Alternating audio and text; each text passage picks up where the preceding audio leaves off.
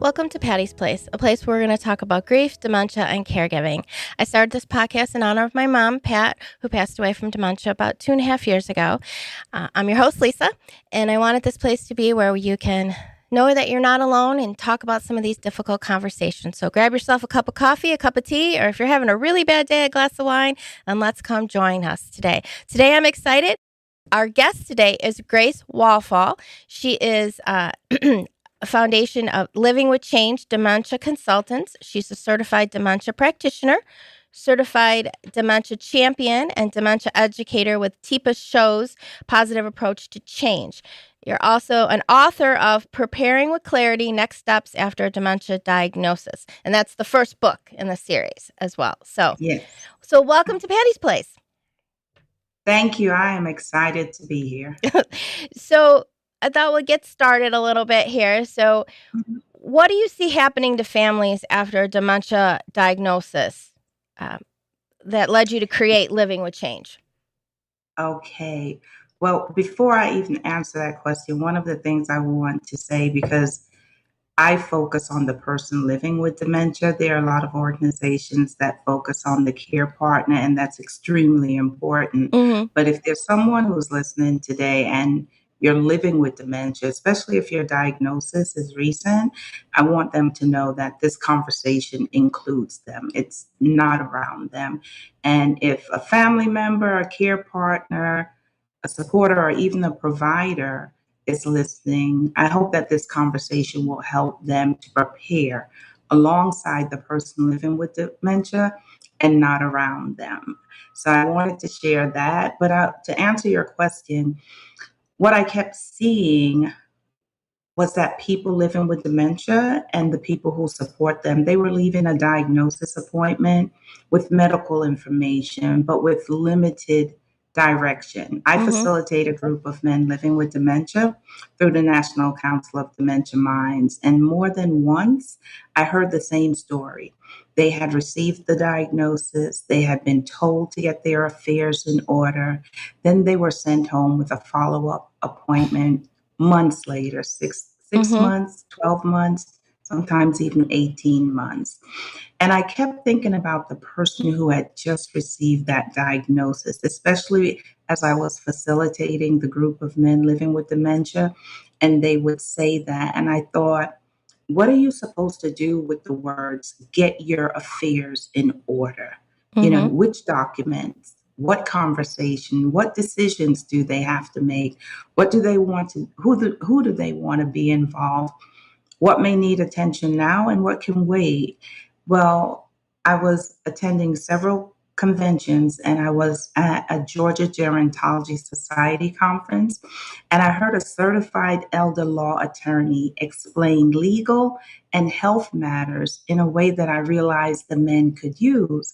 But I also realized the missing piece, that people do not only need more information, because there is a lot, they need sequence, they need structure, and they need a place to begin. And so that became the foundation of Living with Change. The work actually grew out of listening to people live with dementia and paying attention to what they said they were not receiving, but what they needed. Because nobody really should leave a diagnosis appointment with nowhere to turn to guide them on getting their affairs in order. And I love what you said about the person living with dementia, to include them in the diagnosis, because in my mom's particular case, she wouldn't get diagnosed. I tried and she wouldn't. So by the time she was diagnosed, she was already in, like, as they call, moderate to severe dementia, which, she couldn't make those decisions for herself. But it was still important in many ways to learn as the caregiver how to include them and make sure you're doing what's in their best interest for them, and to give them dignity with it, And it's really hard. I find a lot of, because it's a difficult diagnosis for the caregiver, but it's a difficult diagnosis for somebody who, as you said, you're dealing with the people who are helping the people who are living with dementia. it's a hard diagnosis for them to digest as well. Yes. And even as the caregiver, you're here, you have to do this, this, and this, put them in memory care. And you're like, what does that mean? Yeah. What does that mean, and what type of memory care would they like to be in? And so you Mm-hmm. want to get that information while they can still contribute to the conversation. And some families that I have worked with, they've actually visited different memory care communities and decided together where they would like to go when the time comes and they need that level of support. And it's wonderful when families can come together to do that for um, Yeah. their loved one, because it doesn't always happen that way as well. So why do you think so many families feel lost after a dementia diagnosis, even when they've received good medical advice, information? Yeah, so good medical information matters. I come from healthcare, Okay. and I respect it highly. So if you're living with dementia, you deserve to understand your diagnosis. If possible, the type of dementia, what your healthcare provider is seeing, maybe on the scans, and what follow up is recommended. But medical information usually answers one part of the question, right? It Mm-hmm. helps explain what may be happening in your brain. What it often does not answer is, what does daily life look like now? I mean, what does the next morning look like? Mm-hmm. Who do you want to be involved? Who do you tell? And why do you tell them? How do you even begin that conversation with family, friends, and if you're still working, your employer? What information should be gathered so that you can get your affairs in order? Those practical questions actually belong to the person living with dementia and also to the people supporting them. And that's why people can leave an excellent medical appointment and still feel lost. They Mm-hmm. may have the information, but they don't have a practical path. And so preparedness gives that information an order. It tells them what matters now, what comes next, what can wait, what everything when everything doesn't feel urgent. The person living with dementia, the people supporting them, they can slow down, they can take a breath, and then they can begin. And I like how you said that. Yeah, you could take a breath and digest all the information. And too, a lot of people don't realize there's different types of dementia. Not everything is Alzheimer's with it. And to understand that, even though they share a lot of common symptoms and things like that, different dementias have different symptoms, different Yeah, outcomes, different yeah. different things you need to look for, or you're going to have to deal with later on with it. I think you make a very important point. The same way when someone receives a diagnosis of cancer, we Mhm. ask, what type of cancer? Mhm. Immediately, right? Where Right. is it? The same thing with dementia, and it is more difficult to pinpoint in the early stages, but still in communication with your provider, your neurologist, that should be your question. Have you identified the cause of my dementia? Is it Alzheimer's? Is it prefrontal temporal? Is Mhm. it vascular dementia? Is it Lewy body dementia? Because as you were saying, it affects different parts of the brain, and the Mhm. different parts of the brain control different parts of who we are, right? And Mhm. so to know that it may be affecting your left temporal means that you may have challenges with language comprehension, with language production, or even with word finding. So it's always good um, to if when possible to get a diagnosis of what type of dementia. And also m- people will end up having mixed dementia, Mhm. and so they may have Alzheimer's and vascular.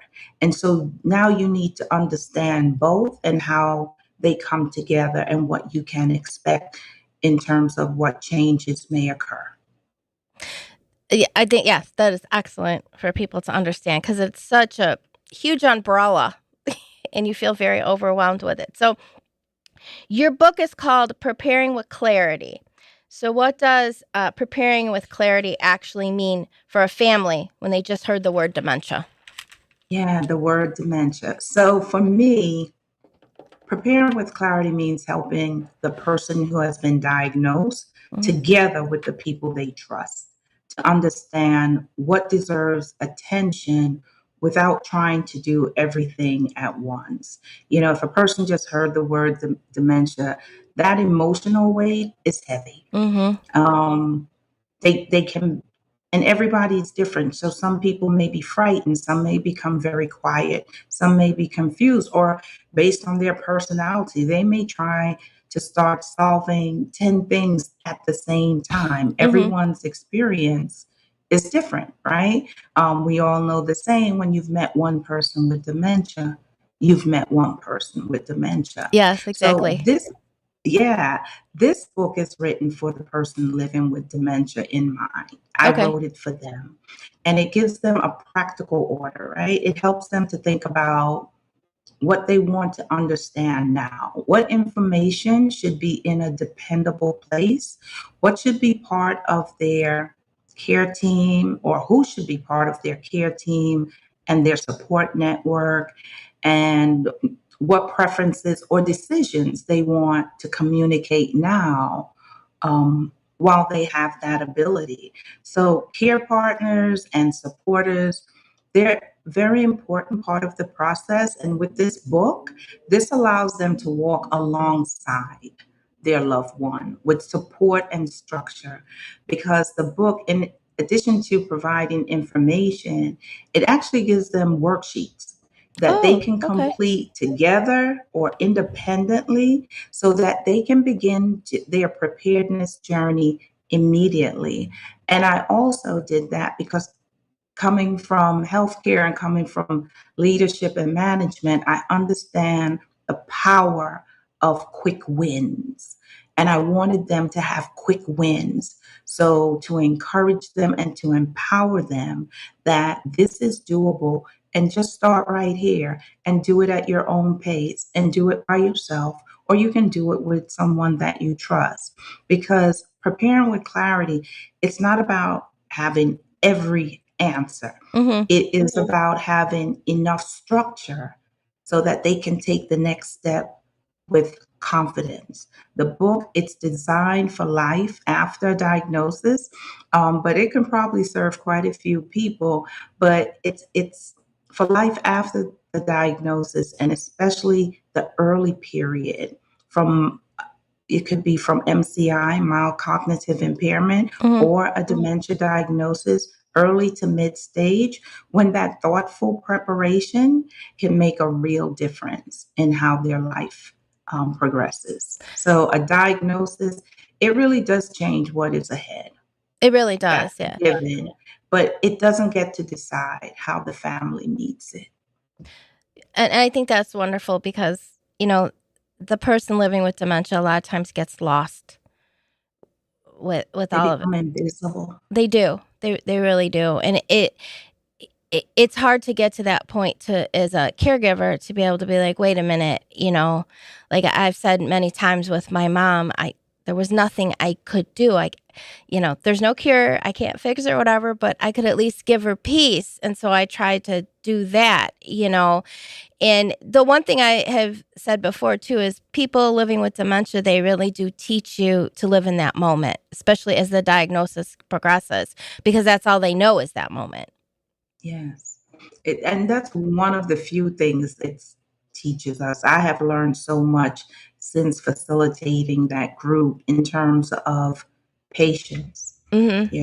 and patience with waiting until they gather their thoughts to answer a question, and not Hmm. asking, "Did you hear me?" you Yeah, know, yeah, but yeah, but yeah. understanding it's going to take more time for them to gather their thoughts. It's also taught me how to be more understanding and compassionate, but also how to be more grateful in life. The Hmm. things I used to take for granted, The simple things I no longer take for granted. I give thanks that I'm still able to do that. And I give as much support to those who can't in that moment. Like you were saying, moment to moment. Mhm. Dementia is not day by day. No. Dementia is definitely moment by moment, second by second. And it is it's a learning curve not only for the person living with dementia but for the caregiver to get to that point with it, because there's so many emotions attached to it. So what do you think are the first three things a family should do in the weeks after a diagnosis? So, like we discussed previously, first, if they can, understand the specific diagnosis. Because, as you mentioned, dementia, it's an umbrella term, right? There are Mm-hmm. the many types of causes that end up causing a diagnosis of dementia. And they should ask their healthcare provider to explain the type of dementia that has been diagnosed. They should ask their health care provider, what changes are they seeing if they're doing scans, and what can be expected because of what they're seeing, as well as what follow up or support they recommend. Like, which specialist do you recommend? A speech therapist? Do you recommend a physical therapist, an occupational therapist? What do they recommend? Because understanding their diagnosis, it gives them and the people supporting them a stronger conversation for a stronger foundation for conversations that are coming up, and not just conversations with your care provider, but also conversations with your family and Mm-hmm. your friends when you're planning, once there's an understanding of the type of dementia that a person has. The second thing they should do is begin gathering important information and putting it in a dependable place. Mm-hmm. So this is for all of us, right? Right. We have information in a file somewhere, we have it in a drawer, we have it all over the place. And so to have this information, and that can be their medication, their insurance information, emergency contacts, their financial contacts, their logins Mm-hmm. to different accounts, or a recent picture or updated picture. So if there's ever a need for a silver alert, Mm-hmm. that we can provide a recent picture to help in finding them, but also what their daily routines are so that you know, and what their care preferences are. And they don't have to do that alone, right? They can have a trusted person help them to get these documents in a dependable place. And excuse me, in my book, I do discuss a home base, and that's explained, but that can be very useful. So the last thing I think they should do is to begin having honest conversations, and not a lot, just conversations about what matters to them, right? It doesn't have to cover everything. They could start with something very simple like, what helps me feel steady? What frightens me the most about this diagnosis? Who do I trust to help with the decisions, who won't be too emotional? Mm-hmm. What do I want the people around me to remember as the disease progresses? Because having that conversation, it not only benefits, well, it benefits the person living with dementia because it gives them that space Mm-hmm. to speak their truth. And sometimes the truths, they're hard truths. Mm-hmm. And it also benefits the trusted person because now they're more aware.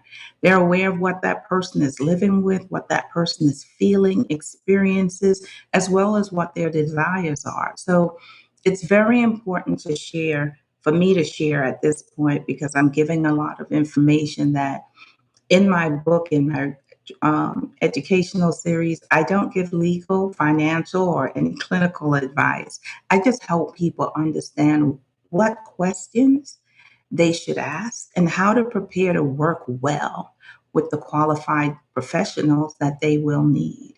So, just some small steps, those three small steps in the right order, they're better to have them now than to have to address them under pressure or in a crisis.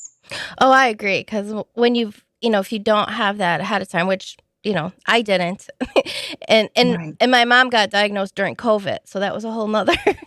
Wow. And so you do. You feel very overwhelmed and you don't know where to start with things. You mentioned a home base. So, what is a home base, and why does that make daily life and decisions? Why does it make that easier for families? So, if you're living with dementia, Mm-hmm. there's something deeply assuring about knowing where important information lives, right? Mm-hmm. And they shouldn't have to rely on memory. Neither should the people who are supporting them. So, a home base is a dependable place. It can be paper. I'm paper. I like paper. It can be digital, or it can be a combination of both, right? Because if your care partner is a distant care partner, maybe it's a child who lives in another state, you can put certain papers on digital, like their advance directives, a do not resuscitate, the HIPAA Mm-hmm. authorization, so that if the person has to be admitted into a hospital and they don't take that information with them, the critical information that will guide how the person receives care, someone who's living in another state can go online, get that information. If they've been given authority to like a my chart, they can upload it or they can have that conversation. So, also not to digress, but one of the things that is important is that people um, need to realize that they do need a power of attorney, a Mm-hmm. healthcare power of attorney. But in addition to that, they also need a HIPAA authorization, because that allows a person to have access to medical information. Without it, by law, it cannot be changed. So, to answer your question, the home base, that's where important information lives, right? Paper, digital, or both. And it's the place where people know to look first. So, for example, if there's a doctor's visit, one person thinks the medication list is in the drawer. Someone else has the insurance card. Another person remembers that the medication was changed. They don't remember what it was changed to, who changed it, or why it was changed. That kind of searching can make an already emotional appointment even harder. So with the home base, you have either a stationary file cabinet, a portable file cabinet, digital, or a combination. And in that, you have your medication list, your provider information, your insurance details. All of these are kept in a place that is dependable so that you and your trust one can find it when it's needed instead of having to search. So the goal is to reduce the searching so the person living with dementia can preserve their energy, right? And those who support them, they can use their energy for the person, Mm-hmm. for the conversations, for the decisions, for the life that is actually happening instead of looking for documents. So a home base, it doesn't need to be fancy. I like things simple, and it Yeah. doesn't need to be perfect because you can build it over time. It needs to be dependable. And in the book, I give them different documents, not the actual documents, but the name of them and the different Mm-hmm. folders that they should have in a home base, so that if someone comes in and needs to, EMT comes in and they want to know what medication, your trusted one can just go to that file cabinet, pull out the folder that says medication, and said, this is the updated one. They had an adverse reaction to this one. Do not prescribe this. Do not administer this. It's about having everything in a place where, in the time of need, you know exactly where it is. And that's a good. I didn't realize with the HIPAA, because Yeah. both my parents had the power of attorney. We had, but I I had to get on my mom's medical records, and that's probably what I had to fill out. Was that? But that's a good one to to remember, because again, you deal with, they can't give you the information, and you're like, but I'm the power of attorney, but you have to fill that out, which I understand. You're trying to respect that person, but as with somebody with dementia, you need to know what's going on, because they may not, depending on what stage they're in, they may not understand what's going on. That's correct. That's correct. And additionally, in addition to the home base is actually it's one of the ideas that I carry into what I am now developing, which is the Prepare to Thrive toolkit. Mm-hmm. Because knowing where to begin and knowing how to find your way back to that information, as you were mentioning, as memory and cognition changes, they may have challenges. So I thought of creating and in developing the Prepare to Thrive toolkit, and it's designed to support a person with cognitive change. You know, what makes it different is that it's designed around the reality that as cognition changes, it can become more difficult. It can become harder for Mm-hmm. them to remember where the information is, what they were working on, or what comes next. So instead of just giving people another binder full of information, the toolkit, it helps guide them one step at a time. So I'm looking forward to launching that so that people can have structure and tools to really support them through the journey.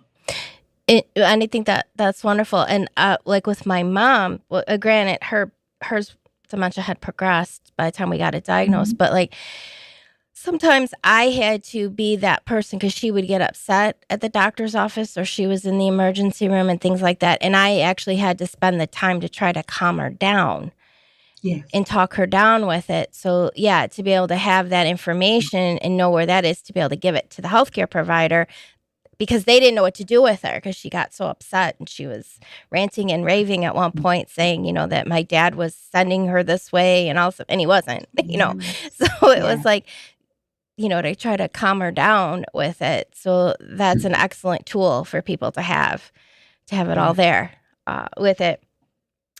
So you said Preparing with Clarity is book one in your Yeah. After the Dementia Diagnosis series. So where does it go from here?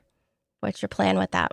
So, Preparing with Clarity is my first book. And I wrote that because I thought of the toolkit first. And then I Mm-hmm. thought people aren't going to understand why they should need a toolkit. And then the education series came up, and I said, neither are they going to know how. So, Preparing with Clarity, it is my first book, and it begins in the early to mid stage period after a diagnosis, right? Mm-hmm. Because that's when people often need a place to begin. And I wanted to Mm-hmm. speak directly to the person living with dementia while also helping those who walk beside them. That early period, it matters so much because it can be a time to understand what the diagnosis may change. You know, how are they going to engage with now a care team?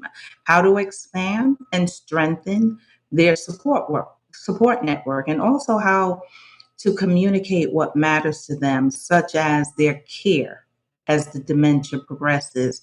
The larger book series, it's designed to meet people as needs change. So in the other series, I'll talk about making your home safe. I'll talk about the actual legal documents Mm-hmm. that can support you, like the HIPAA authorization, right? One book, it cannot carry the whole load because dementia changes over time. And Mm-hmm. what you need in early to mid stage, it may be different from what you need when daily support increases or when decisions become more complex. So the principle throughout the series will be the same. I will not overwhelm people with everything at once. I am grounded in now, next, and later. And the books, they're written to meet them where they are and with flexibility so Mm-hmm. that it supports their personal priorities. Because I don't want to say do this first. They each chapter they can use it if they think strengthening their support network is more important than building their care team, then go there first. And so they can choose what they want throughout the series, and the book just gives them direction for what to do as in the future. Well, and yeah, like thinking about like the house and things like that. My mom lived with me for about a month, but as we were trying to figure out uh, where she was going to go and stuff, because she couldn't Mhm. live with my dad anymore. She was just so angry at him for. So I was like, that's not going to work, So, but like I had to take all the knobs off the stove, Yes. with those types of things. And my mom actually got out of my house twice in one night that was the scariest thing I've ever had. And I was literally right next to her, and she got out really fast. And my dad came the next day and changed the locks, all those different types of things you have to think about with it. So how can families include the person living with dementia in planning while their voice and preferences can still be heard? So, the way that they can include is really just to start with one, excuse me, with one conversation, right? Not 10 conversations, not the whole plan, and to really understand that they still have a voice, they still have dignity. You want to help them to retain that dignity, and that they still can share what is very important to you, important to them. Mm-hmm. So it is our position at Living with Change that our work is grounded in a dignity centered approach, right? So for people who are living with dementia, I want them to know clearly that their diagnosis, it doesn't erase their voice. Mm-hmm. They still have something to say about what matters to them and how they want to be supported. So they can include them because this is the time that they get to answer those questions in their own words. They get to let others know what helps them feel safe, Mm-hmm. what values they want to have throughout this, what changes they are seeing, what do you hope people around you will know as Mm-hmm. the life changes, your wishes. So for families and care partners, the shift is really from planning for someone to planning with them. I call this a superpower, and the superpower is listening, Mm-hmm. right? To really listen, to write down the preferences. We think we'll remember, but many times there's so much going on in that life that they don't remember. So to write them down, not only so that they know, but when they go to their appointments, they'll have this information to share with their provider. A person can pay attention to the routines, the values, what their spiritual practices are, something as simple as what music they like, Mm-hmm. what is comforting, what makes them feel respected. Because a person with dementia, they are in the moment doing the very best they can. And as they change, we too have to change, right? So the goal is never to take over the person's story. It really is to help to preserve it. So it is to include them. And in my volunteer work with people living with dementia, I meet with them weekly. It's a group of men across the country, and one person is actually in Germany. But I'm reminded every week that they want to be included. Mm-hmm. They want to be heard. They want their lives discussed with them and not around them. So the person with the diagnosis should be the first voice in the plan and not the subject of it. I would agree with that. I totally agree with that. And I also think too, as the person with dementia, their diagnosis, as a caregiver, you are also, well, you should be anyway. It forces you to have to look at yourself as well too, Yes. and grow, like you just said, grow with it. And that's hard. That's really hard because like my mom didn't know who I was. Yes.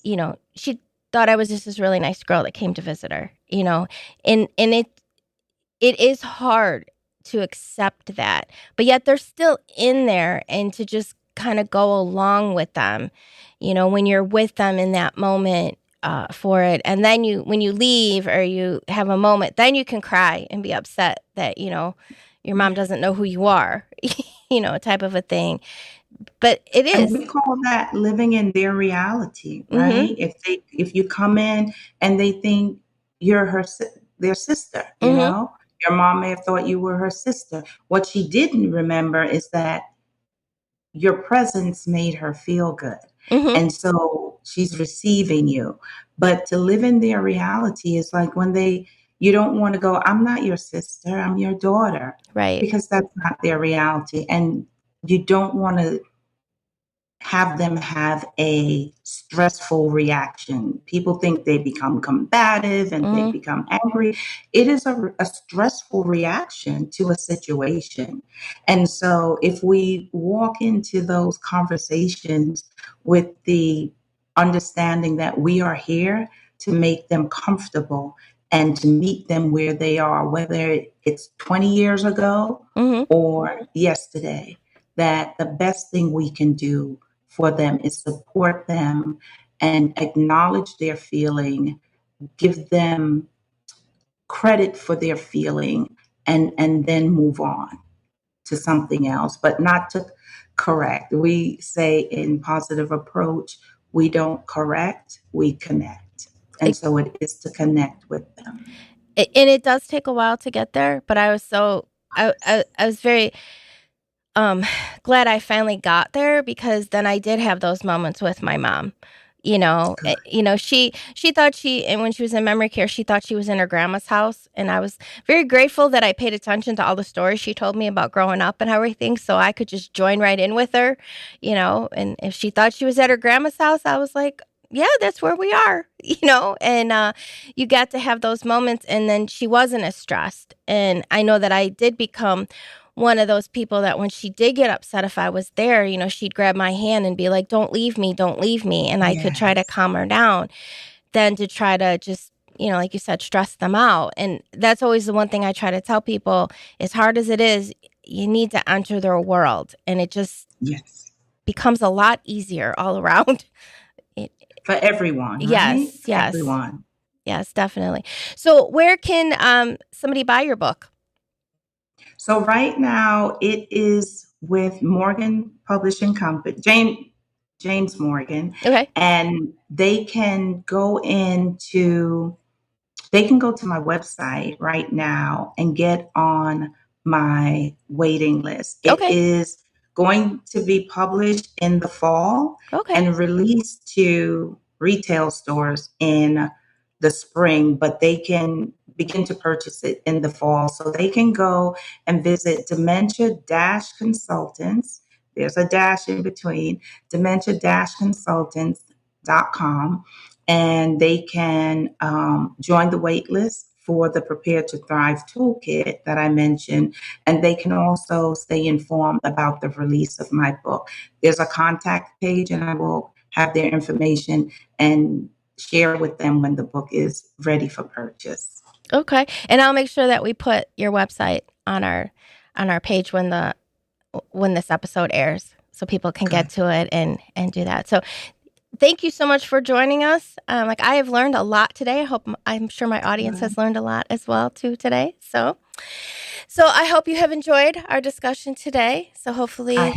yes, and I hope everybody has learned a lot as well. And make sure you go to her website, so that way you can get your toolkit as well. So please make sure you leave us a review, join our YouTube, subscribe to our YouTube channel as well. And hopefully you've enjoyed your cup of coffee, your cup of tea, or if you're having that really bad day, a glass of wine, and join us for another episode of Patty's Place.